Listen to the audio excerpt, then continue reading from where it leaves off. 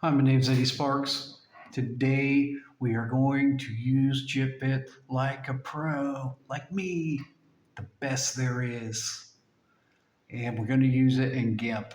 So we're going to start pimping things out. If you don't know what it is, it's a mouse recorder from Jitbit, and it is the bad mamma jamma when it comes to saving time. So motion GIFs are what we're talking about, and GIMP is what we're talking about. I switched to GIMP from Photoshop. Ask the Grandmaster of the United States and ask the Grandmaster of Russia right now. Um, I don't use Adobe products. I probably will eventually have to, but I've saved myself 6 months already without using it, and so we're gonna dive into motion GIFs for here right now and see what I've been doing. So I've been using GIMP to make this kind of stuff, to where I've got the outside stationary, and I've got the video playing within the picture. So this is an example of a motion GIF with a slideshow. This is with the video behind it, and all of this is the actual GIF itself. Once in a while, I have to do color correction on it afterwards, so we'll cross that bridge when we get there. So when we're making the motion GIFs in GIMP, every layer is a frame, so we really have to work a lot. So if we have a frame as one layer, we can't have multiple layers in it. We actually have to scrunch everything down. And GIMP doesn't have smart objects to rasterize and stuff. So everything's going to be pretty much permanent on what we're going on. So what's going on? So in this particular situation, I've exported JPEG, a video as JPEGs, and then I've scrunched it down 3 times with the bottom layer. I mean, each one of them would be in succession. So when you're looking at it from our perspective, if we're trying to do everything for free, the first thing I did was search for free online video trimmer. And I use this one right here, online video cutter. I don't use Adobe at all. So I use this.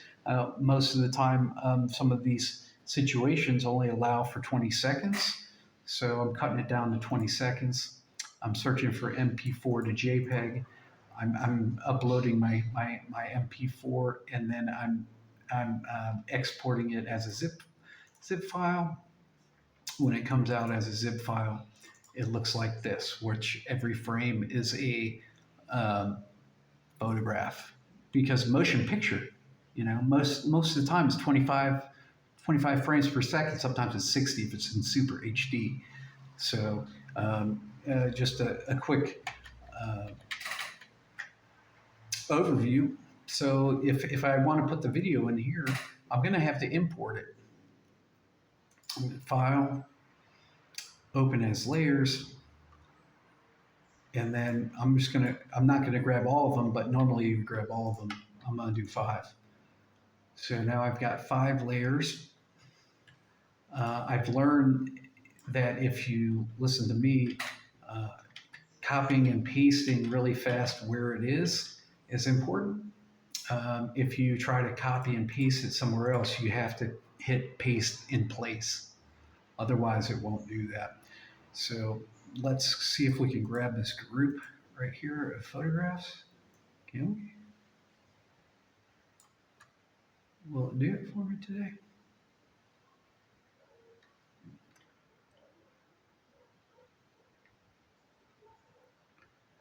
Yeah. See if we can get all of them real quick here. Normally that works. Only on days and why does it not work. All right, let's see if we can get them all down there. Huh.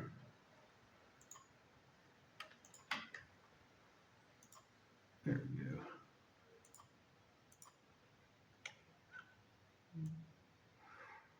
There we go.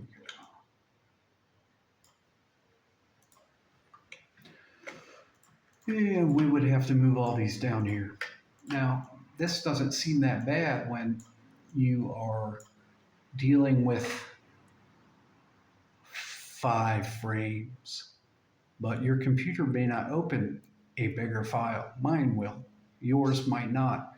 So when it comes down to it, you would still have to click on this top frame and use this button right here.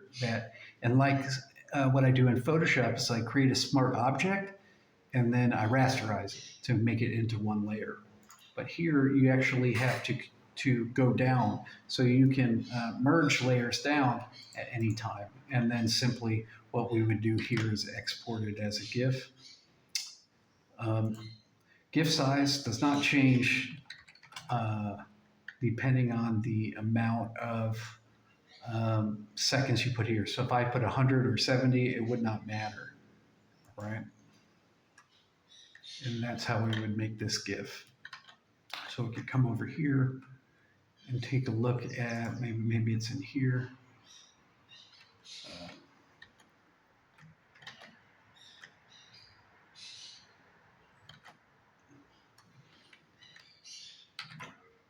Where's our GIF today? On the desktop. All right, it's on the desktop. So it would look like this.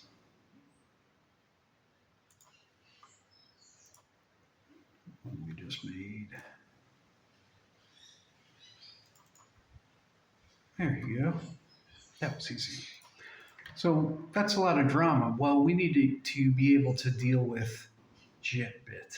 So when we have a ton of layers, this is just a slideshow that I did incorrectly for you. So otherwise we'd already have this done. So the first problem that we have is we need to select all our layers. All right. That we put in there, which are just pictures, because we're making this slideshow right here. So this is just motion pictures, right? I chose 10 layers. So the first thing we need to do is select everything, which we could have just had one of each one, and add the alpha channel to it. Okay, so now we've added an alpha channel to everything. I'm going to click on the hand, which is transparent because I made it that way.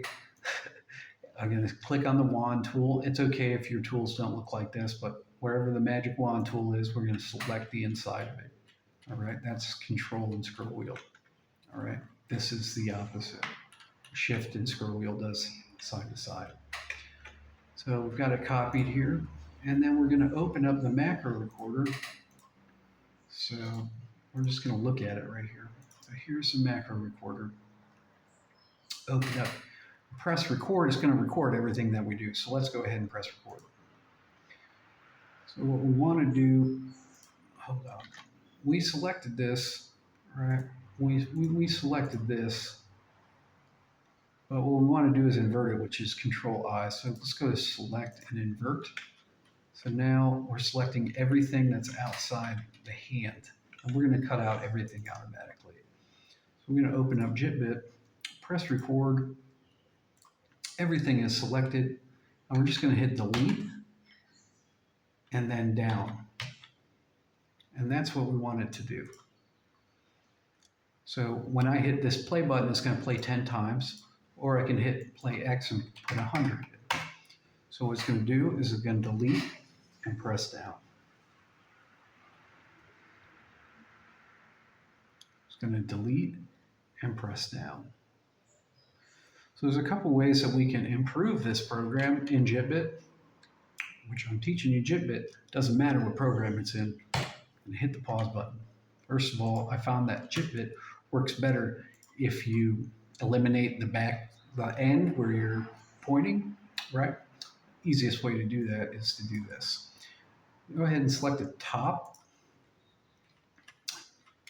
and look around for the keystroke. So this is the first keystroke, and what I like to do is I like to leave a buffer of one page between that, and I'm just going to hit delete. So now the top is the beginning of the program, and we're going to do the same thing on the bottom. So you can see that delete, up, down, delete is key down, key up, and then down, down, down, down. So you have to push it up and then push it down. You push it down with your finger, then you let go. Learning macros, not that complicated. Now I'm going to leave a page length, and then I'm just going to drop the mouse move from the corner. Okay. And if I hit play, it's going to play 10 times. So it's going to delete and move down. Delete and move down. And you can see it right there doing its job. But you know, it's real slow. So we're going to have to figure out how to make it less slow. So I'm going to stop my video and stop this because we're 10.5 minutes in, and I'm going to start again in 2 seconds, all right? But before I do that, I'm going to hit Control P, which is pause, as soon as it moves down. There you go. I'm going to stop this. Go ahead and come back in 3 seconds here. We did it. We made a 10.5 minute video, and now we're on part 2. All right, so we did know that even shortening this stops the mouse from moving, but also the issue is here is that we have huge delays, which take quite a while. So this says it's a 2000, this says almost like a 3-second delay really hurts your feelings. So we can either right click and press select all, which we're going to do, or you can just hit Control A. Bulk edit delays, and it says make delays not greater than, and we're going to just change it to 30 because GIMP is not that fast. So let's just try 40, and we're going to let it run this time and see if it'll do our job for us. And there it goes. That was very nice of it.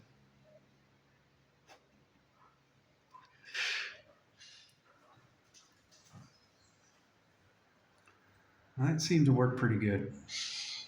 But there's some other quirky things about GIMP that really aren't very fun. But we will use the macro recorder to do the next thing. So what we would have to do at this point to make every layer as a frame of the video. So the bottom layer is the first frame. So if you leave everything the way it is, here, it's finished. Good job. Thank you, computer. We are done. All right. Okay.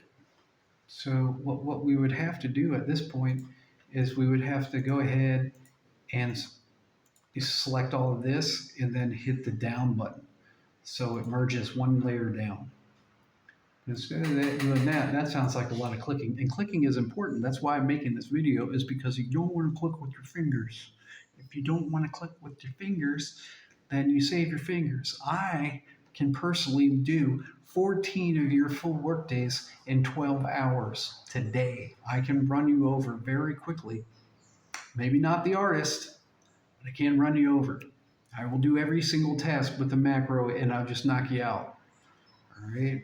So it's not necessarily that I'm not necessarily wasting my breath. I'm really trying to teach you that there's ways to get around using your fingers. You're sitting here on this desk is really going to hurt you long term, and you think you're getting something accomplished, but you're really not, because we can come behind you and just smash it. So we're going to use mouse recorder to do our job. There's another thing that we're going to do in a couple minutes. And we're going to go ahead and I hate running ants, so we're going to go ahead and stop the selection. Hit record. We're going to push the down button right here. You see this merge down? Merge down. We're going to press up, and then we're going to press down to go to the next layer. And we're going to hit stop recording. Now, since I'm very, very anal about my macros, I'm going to clean it up. So I'm going to scroll down to where I see the first action. See this left button action right there. Go ahead, delete that part, grab the bottom while I'm here, scroll all the way up.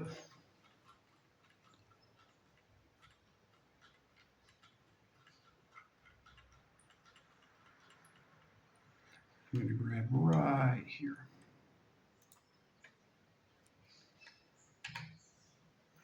Now I'm going to play 120 times.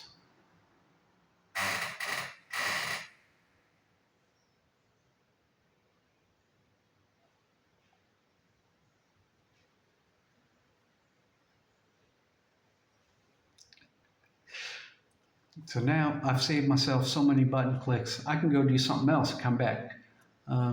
Since we're going to be hanging out with me, so I'll speed it up just because we're sitting here. All right, just speed it up here. See these huge keyboard delays. Let's go ahead. The reason why I leave the move in there is because they have coordinates to it, X and Y, and I want the mouse there and not have any errors at the same time. So I select it all, and I'm going to go ahead and edit the delays back to 40 again, because that seems to work pretty good. We're going to use 50 just to be safe. And then I'm going to go ahead and put it back to 130 or whatever, and we'll watch the computer do our job. Now you can see we have to stop it right now because it's not doing our job.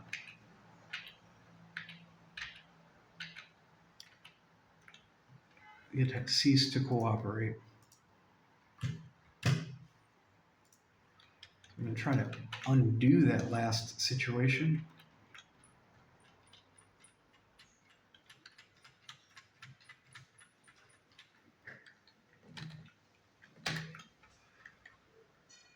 And let's change all of this to 80.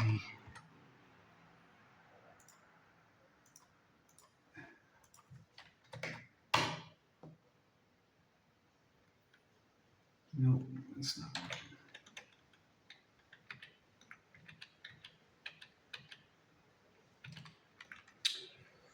Let's try 100.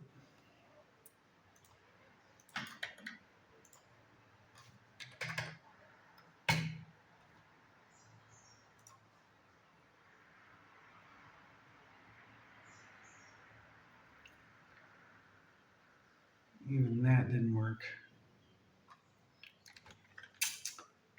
That didn't work because it skipped a frame. No one would notice. Yep. No one would notice, but it did skip a frame. So we just press record again. Go ahead, hit the bottom button. If we didn't do it right, we just press it again. There you go. Press that there. Up, down. Merge. We can do more than one up, down. And then hit stop. And let it play all day.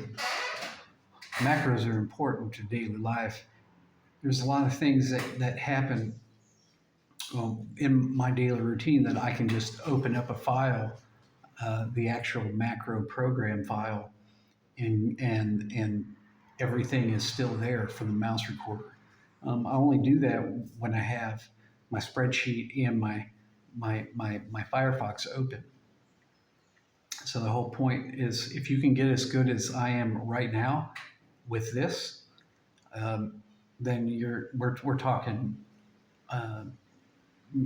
You can pretty much start to be more productive, charge more, make more. You start making $200-300 an hour because your computer can do stuff, then that's a big deal.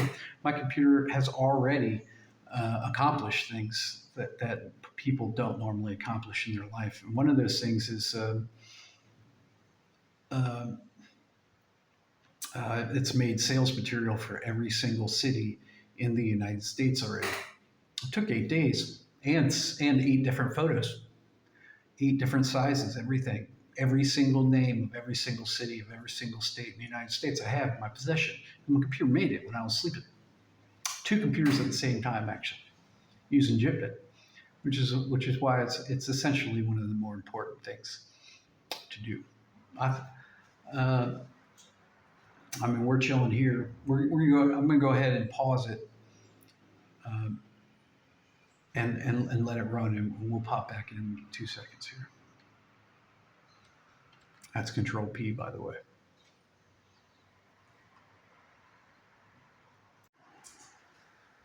Okay. So at this point, we know that this first bottom layer right here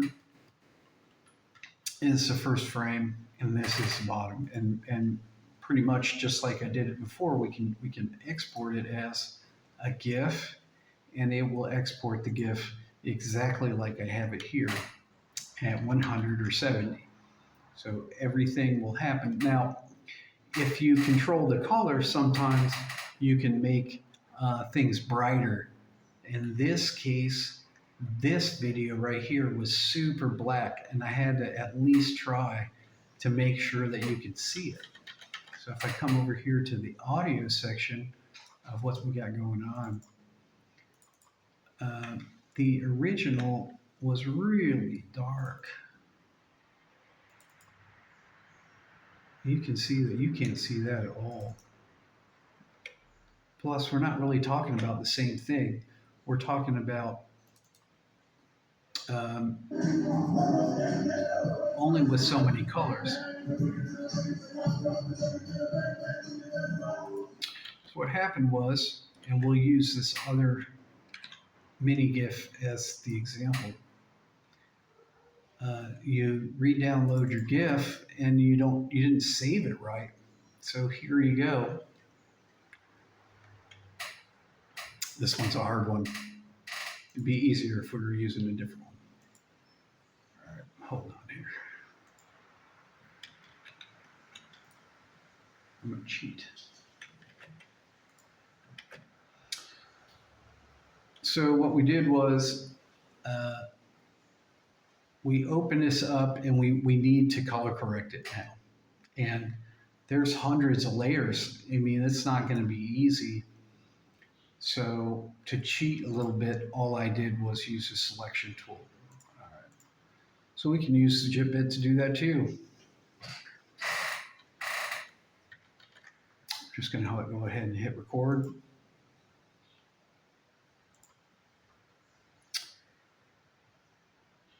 We're going to go up to colors, brightness and contrast, and let's say that we wanted it a little bit brighter today.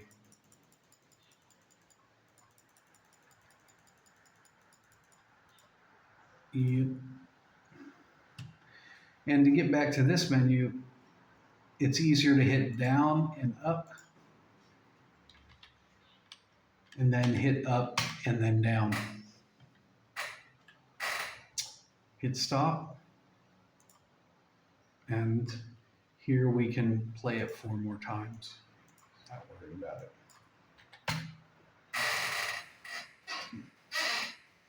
Infinite looping is how we get work done. And GIMP is not that bad. I know what I don't like about GIMP as far as my tools are concerned. Even this process is a little bit ridiculous. Compared to using maybe After Effects or Premiere, because we can make the same thing happen. In Photoshop, it's based on which layers are on and which layers aren't, and they have a little timeline too. But and the programs work together a little bit, but it's not necessarily necessary. You can do pretty good work in GIMP. I would assume some of the features of GIMP aren't that bad. And this isn't all that difficult to maneuver. So just because you don't have something with you or don't have cash or you're not at that point in your life where you have to pay for Photoshop, that doesn't mean anything. Plus, just because you have a gigantic job, if you really have a gigantic job, you can just pick up the phone, text me. Not dead. I mean, macros, not easy, but even if you had a problem with this, you could just simply ask a question. So, and what's cool about it is you can always see the GIF that we just made on the website itself.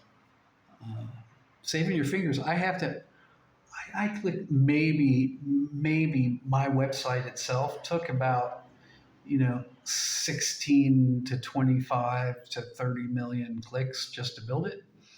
So, I mean, plus you're looking at keystrokes for typing included. So, as far as what's going on with uh, Google placement and everything else, I mean, I've done the process more than anyone alive. There's not going to be that many people.